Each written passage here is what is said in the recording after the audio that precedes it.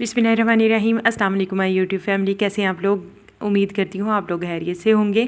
आज जो मैं आप लोगों के लिए रेसिपी लेके आई हूँ बहुत ही यूनिक और क्विक रेसिपी है। तो चलें जी स्टार्ट करते हैं।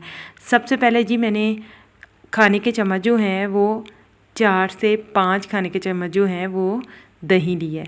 ठीक है, दही जो है उसको ब्लेंडर में डालेंगे। उसी मैंने बर्तन में दूध जो है आधा कप वो शामिल कर दिया था, साथ वो भी ब्लेंडर में शामिल करेंगे। इसको शामिल करने के बाद 1 टीस्पून जो है वो मैंने सॉल्ट यानी नमक लिया है। आप अपने टेस्ट के हिसाब से कम या ज़्यादा कर सकते हैं। फिर जी मैंने दरदरा किया हुआ ज़ीरे का 1/2 टीस्पून लिया है। इसके बाद जो है वो पुदीना लेंगे। ठीक है, पुदीना जो है वो आप अपने टेस्ट के हिसाब से लेंगे, बिल्कुल फ्रेश जो है वो पुदीना लेंगे। फिर जी इसमें डालेंगे बर्फ़ डालने के बाद अच्छी तरह इसको करेंगे blend blend blend blend blend. क्योंकि गर्मियाँ बहुत ज़्यादा है तो ये बहुत ही ज़्यादा पावरफुल ड्रिंक है।